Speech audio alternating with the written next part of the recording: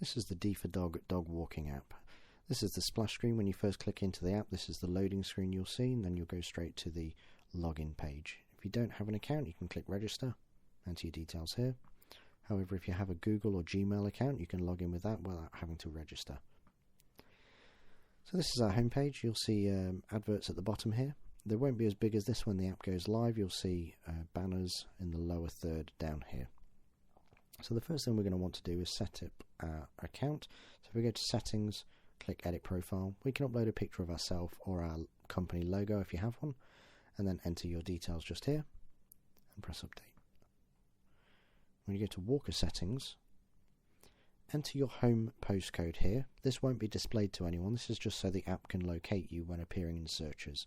From there, if you select the miles in radius that you're wanting to work or willing to work, so here we've got 20 miles. If a customer was in 10 miles of your postcode, then you would appear in their searches. Walking is the only service that we're putting in the first update. However, we will be putting more services in later updates. How many dogs you are willing to walk in per booking. And down here we've got the rates that you put against your time. So you can add more and then select which time. You can customize this and select whatever times you want. You can add as many as you want, and the prices that go against that.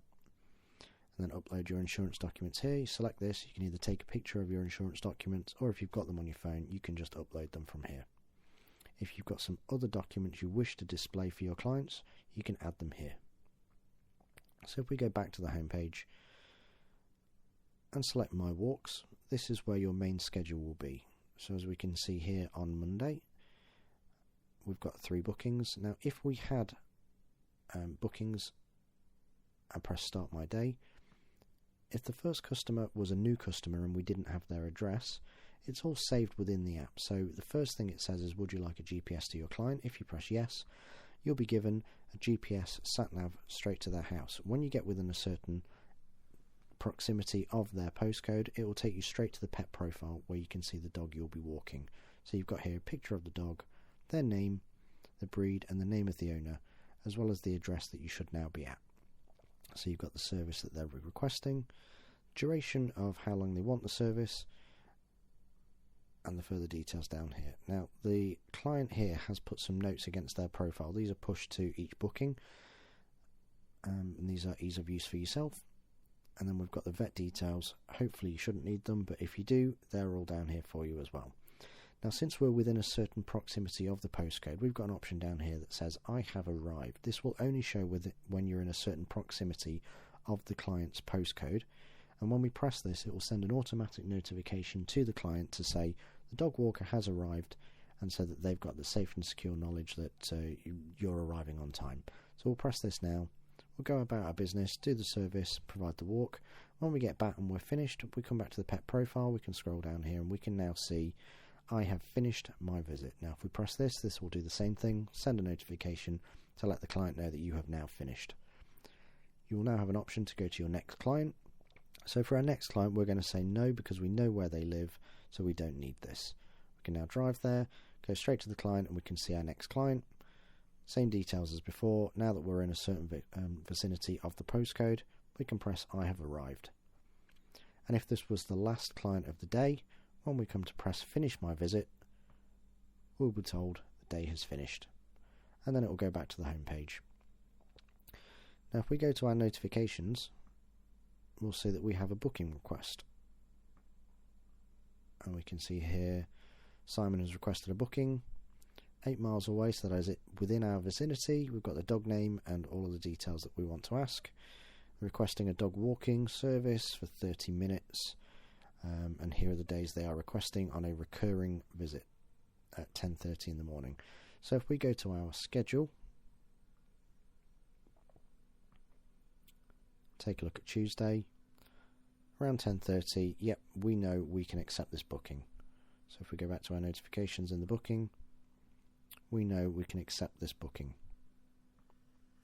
This will now let the client know that we have accepted the booking, and we can now schedule a first meet. This is so that you can meet the client face to face, meet the dog, show them any documents you wish to sign, If you've got any paperwork you need them to sign, you can do that and exchange house keys. So to do that, this client has now been put into my clients list. So if we go here, we can see client has now been put here.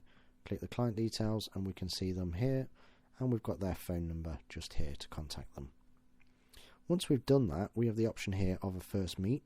However, if you want to change a few details, you can actually amend the booking here, or if things didn't work out, you can reject the booking.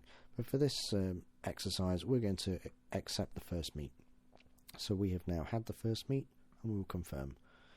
This will now appear in your My Walks schedule. Another feature that we have within the dog walking app is My Earnings. Now when you click into this, it will display the month that you're currently in, plus how many walks you have booked this week and how many you currently completed this week with a current running total. Also for the month, how many booked, how many walked.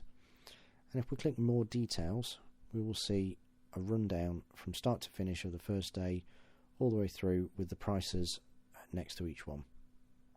And if we want to see any previous months, we can click the calendar here and see previous months. This will only display the months that you are registered in. So if you registered in March, you won't see February or January. A monthly report at the bottom here, this is automatically checked. This means at the end of each month you'll receive an email from Dee4Dog letting you know the monthly report of your walks with a breakdown. Similar to more details here, you'll have a breakdown of each client and your total earnings. Now finally, if we go back to settings here, you have an option down here of holiday mode. So if you've got a holiday scheduled coming up, you can select the first day of your holiday and the end date, and when you press submit, this will let all of your clients know booked within that time that you'll be going on holiday and that they'll need to book a temporary booking with another dog walker. However, if you make a mistake during this point, you can press cancel and it will cancel the holiday.